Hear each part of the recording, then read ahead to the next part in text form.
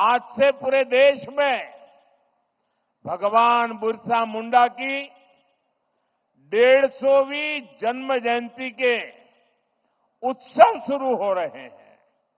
ये कार्यक्रम अगले 1 साल तक चलेगा।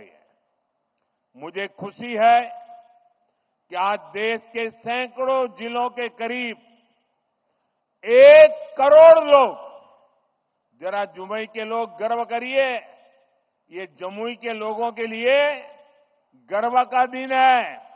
आज देश के 1 करोड़ लोग टेक्नोलॉजी के माध्यम से हमारे इस कार्यक्रम से जुड़े हैं, जमुई से जुड़े हैं। मैं सभी का अभिनंदन करता हूं। अभी मुझे यहां भगवान बिरसा मुंडा के वंशज श्री बुद्धराम मुंडा जी का भी स्वागत सत्कार करने का सौभाग्य मिला है। सिद्धो कान्हो जी के वंशज श्री मंडल मुर्मू जी का भी मुझे कुछ दिन पहले ही सत्कार करने का सौभाग्य मिला था। उनकी उपस्थिति से इस आयोजन की शोभा और बढ़ गई है।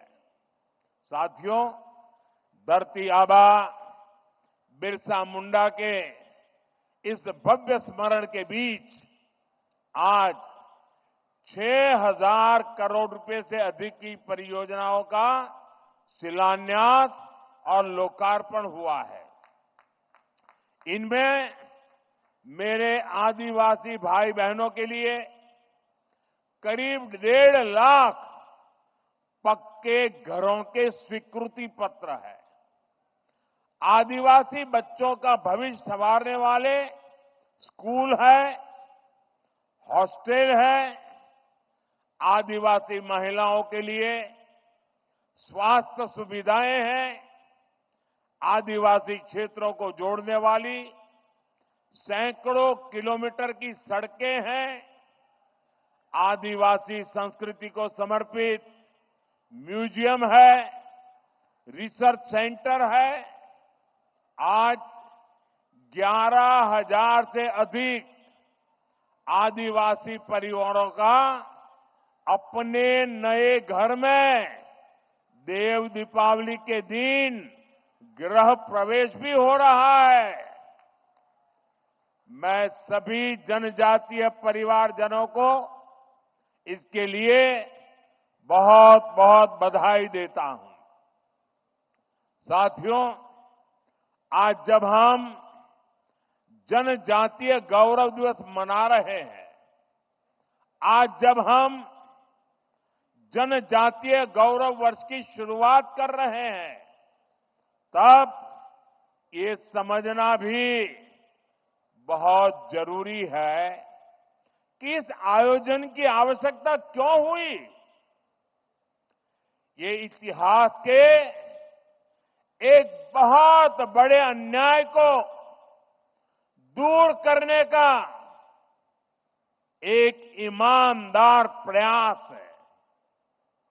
आजादी के बाद आदिवासी समाज के योगदान को इतिहास में वो स्थान नहीं दिया गया जिसका मेरा आदिवासी समाज हकदार था।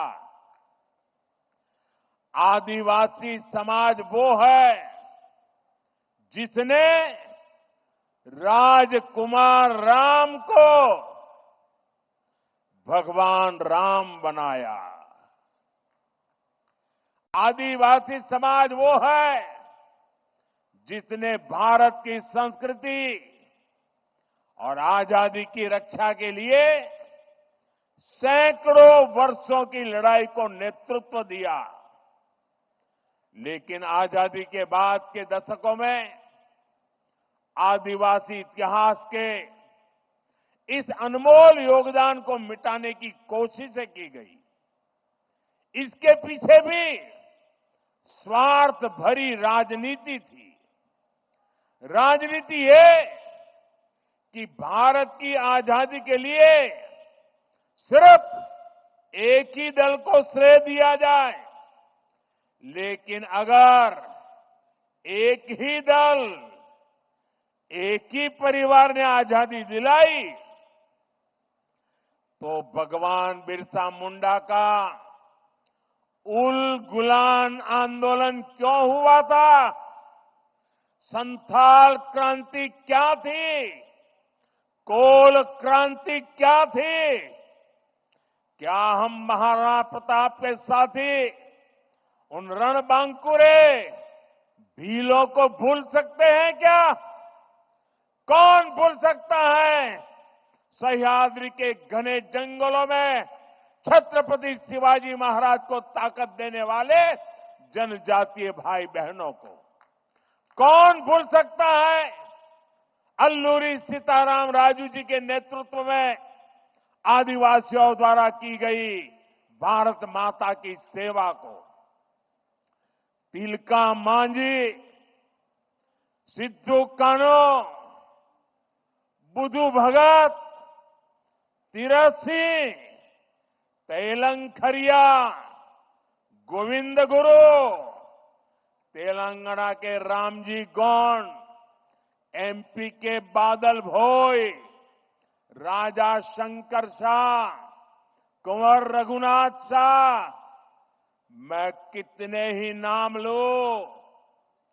टंट्या भील, नीलांबर पीतांबर, वीर नारायण सिंह, दिवा किशुन सोरेन, जात्रा भगत, लक्ष्मण नाइक, मिजोरम की महान स्वतंत्रता सेनानी रोपुई लियानी जी, राजमोहिनी देवी, रानी गाइडिनल्यू, वीर बालिका कालीबाई, गोंडवाना की रानी दुर्गावती, ऐसे असंख्य असंख्य मेरे आदिवासी, मेरे जनजातीय शूरवीरों को कोई भुला सकता है क्या? मानगढ़ में अंग्रेजों ने जो नरसंहार किया था, हजारों मेरे आदिवासी भाई बहनों को मौत के घाट उतार दिया गया था, क्या हम उसे भूल सकते हैं? साथियों, संस्कृति हो या फिर सामाजिक न्याय, आज की ये एनडीए सरकार का मानस कुछ अलग ही है। मैं इसे भाजपा ही नहीं बल्कि एनडीए का सौभाग्य मानता हूं कि हमें द्रौपदी मुर्मू जी को राष्ट्रपति बनाने का अवसर मिला। वो देश की पहली आदिवासी राष्ट्रपति है। मुझे याद है जब एनडीए ने द्रौपदी मुर्मू जी का राष्ट्रपति का उम्मीदवार बनाना तय किया तो हमारे नीतीश बाबू ने पूरे देश के लोगों को अपील की थी कि द्रौपदी मुर्मू जी को भारी मतों से जिताना चाहिए। आज जिस पीएम जनमन योजना के तहत अनेक काम शुरू हुए हैं, उसका श्रेय भी राष्ट्रपति द्रौपदी मुर्मू जी को ही जाता है। जब वो झारखंड की राज्यपाल थी और फिर जब वो राष्ट्रपति बनी तो अक्सर मुझसे आदिवासियों में भी अति पिछड़ी आदिवासी जनजातियों का जिक्र किया करती थी। इन अति पिछड़ी आदिवासी जनजातियों की पहले की सरकारों ने कोई परवाह ही नहीं की थी। इनके जीवन से मुश्किलें कम करने के लिए ही 24,000 करोड़ रुपए की पीएम जनमन योजना शुरू की गई। पीएम जनमन योजना से देश की सबसे पिछड़ी जनजातियों की बस्तियों का विकास सुनिश्चित हो रहा है। आज इस योजना को 1 साल पूरा हो रहा है। इस दौरान हमने अति पिछड़ी जनजातियों को हजारों पक्के घर दिए हैं। पिछड़ी जनजातियों की बस्तियों को जोड़ने के लिए सैकड़ों किलोमीटर की सड़कों पर काम शुरू हो चुका है। पिछड़ी जनजातियों के सैकड़ों गांवों में हर घर नल से जल पहुंचा है। साथियों, जिनको किसी ने नहीं पूछा, मोदी उनको पूजता है। पहले की सरकारों के रवैये के कारण आदिवासी समाज दशकों तक मूल सुविधाओं से वंचित ही रहा। देश के दर्जनों आदिवासी बाहुल्य जिले विकास की गति में बहुत पिछड़ गए थे। अगर किसी अफसर को सजा देनी हो, उसको पनिशमेंट देना हो, तो पनिशमेंट पोस्टिंग भी ऐसे जिलों में की जाती थी। एनडीए सरकार ने पुरानी सरकारों की सोच को बदल दिया। हमने इन जिलों को आकांक्षी जिले घोषित किया और वहां नए और ऊर्जावान अफसरों को भेजा। मुझे संतोष है, आज कितने ही आकांक्षी जिले विकास के कई पैरामीटर्स पर दूसरे जिलों से भी आगे निकल गए हैं। इसका बहुत बड़ा लाभ मेरे आदिवासी भाई बहनों को हुआ है। साथियों, आदिवासी कल्याण हमेशा से एनडीए सरकार की प्राथमिकता रहा है। ये अटल बिहारी वाजपेयी जी के नेतृत्व वाली एनडीए सरकार ही थी जिसने आदिवासी कल्याण के लिए अलग मंत्रालय बनाया। 10 साल पहले आदिवासी क्षेत्रों, आदिवासी परिवारों के विकास के लिए बजट 25,000 करोड़ रुपए से भी कम था। 10 साल पहले का हाल देखिए, 25,000 करोड़ से भी कम। हमारी सरकार ने इसको 5 गुना बढ़ाकर 1.25 लाख करोड़ रुपए पहुंचाया है। अभी कुछ दिन पहले ही देश के 60,000 से अधिक आदिवासी गांवों के विकास के लिए एक विशेष योजना हमने शुरू की है। धरती आबा जनजातीय ग्राम उत्कर्ष अभियान। इसके तहत करीब 80,000 करोड़ रुपए आदिवासी गांवों में लगाए जाएंगे। इसका मकसद आदिवासी समाज तक जरूरी सुविधाएं पहुंचाने के साथ साथ युवाओं के लिए ट्रेनिंग और रोजगार के अवसर बनाने का भी है। इस योजना के तहत जगह जगह ट्राइबल मार्केटिंग सेंटर बनेंगे। लोगों को होम स्टे बनाने के लिए मदद दी जाएगी, प्रशिक्षण दिया जाएगा। इससे आदिवासी क्षेत्रों में पर्यटन को बल मिलेगा और आज जो इको टूरिज्म की एक परिकल्पना बनी है, वो हमारे जंगलों में आदिवासी परिवारों के बीच में संभव होगा और तब पलायन बंद हो जाएगा, पर्यटन बढ़ता जाएगा।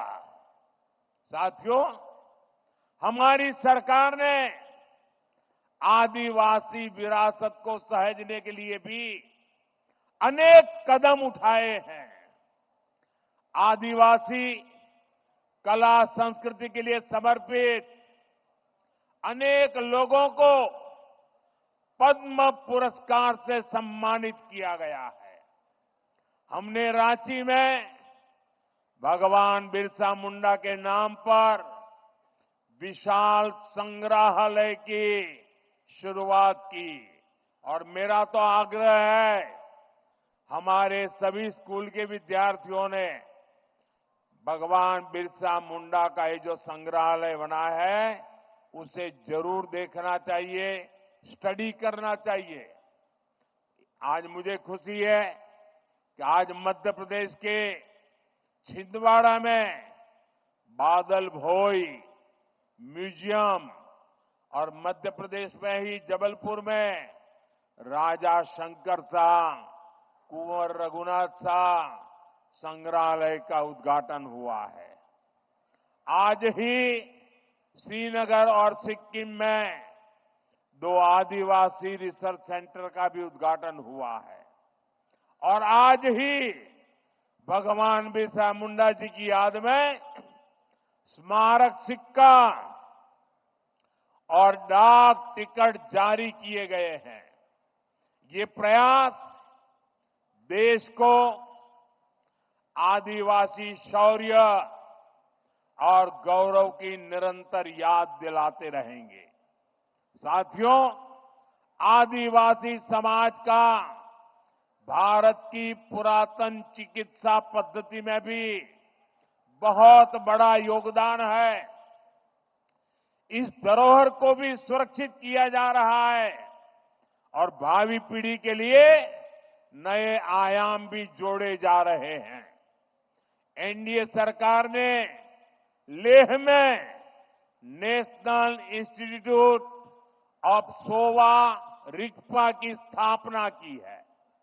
अरुणाचल प्रदेश में north eastern institute of Ayurveda and folk medicine research को अपग्रेड किया गया है। डब्ल्यूएचओ का global centre for traditional medicine भी भारत में बन रहा है।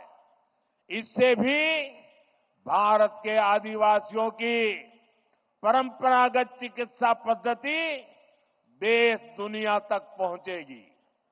साथियों, जनजातीय समाज की पढ़ाई, कमाई और दवाई, इस पर हमारी सरकार का बहुत जोर है। आज डॉक्टरी हो, इंजीनियरिंग हो, सेना हो, एरोप्लेन पायलट हो, हर प्रोफेशन में आदिवासी बेटे बेटियां आगे आ रहे हैं। ये सब इसलिए हो रहा है क्योंकि बीते दशक में स्कूल से लेकर उच्च शिक्षा तक आदिवासी क्षेत्रों में बेहतर संभावनाएं बनी है। आजादी के 6-7 दशक बाद भी देश में एक ही सेंट्रल ट्राइबल यूनिवर्सिटी थी। बीते 10 सालों में एनडीए ने, इस सरकार ने 2 नई सेंट्रल ट्राइबल यूनिवर्सिटी देश को दी है। इन वर्षों में अनेक डिग्री कॉलेज, अनेक इंजीनियरिंग कॉलेज, दर्जनों आईटीआई आदिवासी बाहुल्य जिलों में बने हैं। बीते 10 साल में आदिवासी जिलों में 30 नए मेडिकल कॉलेज भी बने हैं और कई मेडिकल कॉलेज पर काम जारी है। यहां जमुई में भी नया मेडिकल कॉलेज बन रहा है। हम देश भर में 700 से अधिक एकलव्य स्कूलों का एक मजबूत नेटवर्क भी बना रहे हैं। साथियों, मेडिकल, इंजीनियरिंग और टेक्निकल शिक्षा में आदिवासी समाज के सामने भाषा की भी एक बहुत बड़ी समस्या रही है। हमारी सरकार ने मातृभाषा में परीक्षा के विकल्प दिए हैं। इन फैसलों ने आदिवासी समाज के बच्चों को नया हौसला दिया है, उनके सपनों को नए पंख लगाए हैं। साथियों, बीते 10 साल में आदिवासी नौजवानों ने स्पोर्ट्स में भी, खेलकूद में भी कमाल किया है। इंटरनेशनल टूर्नामेंट में भारत के लिए मेडल जीतने वालों में ट्राइबल खिलाड़ियों का बहुत बड़ा योगदान है। आदिवासी युवाओं की इस प्रतिभा को देखते हुए जनजातीय क्षेत्रों में खेल सुविधाओं का विस्तार किया जा रहा है। खेलो इंडिया अभियान के तहत आधुनिक मैदान, स्पोर्ट्स कॉम्प्लेक्स आदिवासी बाहुल जिलों में बनाए जा रहे हैं। भारत की पहली नेशनल स्पोर्ट्स यूनिवर्सिटी भी मणिपुर में बनाई गई है। साथियों, आजादी के बाद 70 साल तक हमारे देश में बांध से जुड़े कानून बहुत सख्त थे। इससे आदिवासी समाज सबसे ज्यादा परेशान था। हमारी सरकार ने बांस काटने से जुड़े कानूनों को सरल किया। पहले ही की सरकार के समय सिर्फ 8-10 वन उपज, उस पर ही एमएसपी मिला करती थी। ये एनडीए सरकार ही है जो अब करीब 90 वन उपजों को एमएसपी के दायरे में लाई है। आज देश भर में 4000 से अधिक वन धन केंद्र काम कर रहे हैं। इनसे 12 लाख आदिवासी भाई बहन जुड़े हैं। उनको कमाई का बेहतर साधन मिला है। साथियों, जब से लखपति दीदी अभियान शुरू हुआ है, तब से करीब 20 लाख आदिवासी समाज की बहनें लखपति दीदी बन चुकी है। और लखपति दीदी का मतलब ये नहीं है कि एक बार 1 लाख, हर वर्ष 1 लाख रुपए के भी ज्यादा कमाई वो मेरी लखपति दीदी है। अनेक आदिवासी परिवार कपड़ों, खिलौनों, साज सज्जा के शानदार सामान बनाने के काम में जुटे हैं। ऐसे हर सामान के लिए हम बड़े शहरों में हाट बाजार लगा रहे हैं। यहां पर भी बहुत बड़ा हाट लगा है, देखने जैसा है। मैं आधे घंटे तक वहीं घूम रहा था। हिंदुस्तान के अलग अलग जिलों से मेरे आदिवासी भाई बहन आए हुए हैं और क्या बढ़िया बढ़िया चीजें बनाई है। देख करके मैं तो हैरान था। आपसे भी मेरा आग्रह है, उसे देखिए भी और कुछ मन कर जाए तो खरीद भी कीजिए। इंटरनेट पर भी इसके लिए एक वैश्विक बाजार बना रहे हैं।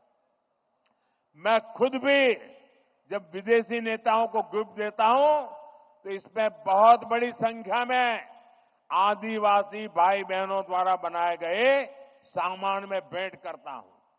हाल में ही मैंने झारखंड की सोहराई पेंटिंग, मध्य प्रदेश की गोंड पेंटिंग और महाराष्ट्र की वारली पेंटिंग विदेश के बड़े बड़े नेताओं को भेंट की है। अब उन सरकारों के अंदर दीवारों पर ये चित्र नजर आएंगे। इससे आपके हुनर, आपकी कला का दुनिया में भी यश बढ़ रहा है।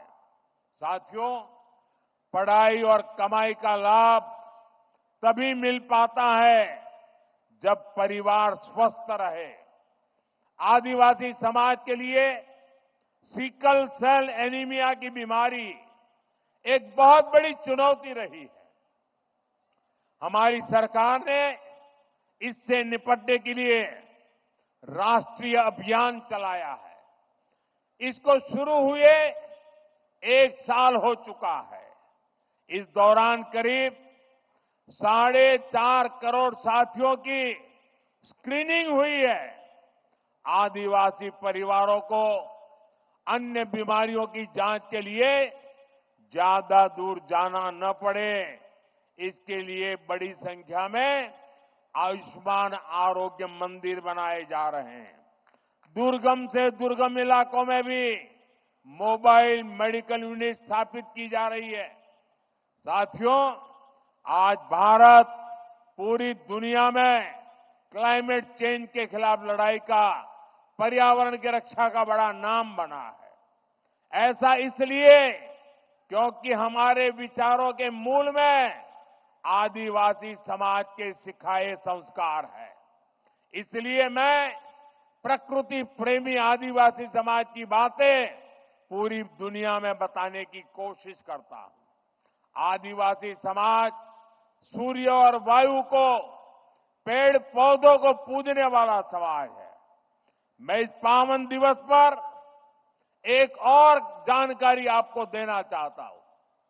भगवान बिरसा मुंडा की 150वीं जन्म जयंती के उपलक्ष्य में देश के आदिवासी बाहुल्य जिलों में बिरसा मुंडा जनजातीय गौरव उपवन बनाए जाएंगे।